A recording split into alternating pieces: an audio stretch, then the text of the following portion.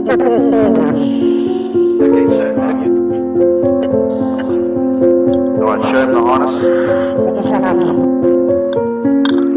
I'm sure you put a harness on, working at heights. You would have done something like that.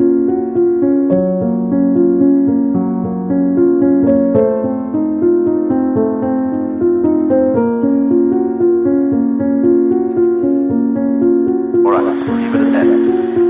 Alright, just get him out of the water. We don't want hypothermia. Go back up there.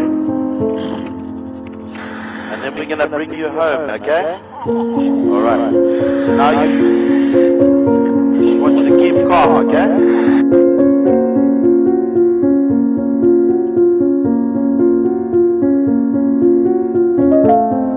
On the outside, free flow his hand so he doesn't get too hot. What is your rank? You're the cook. Then we survive.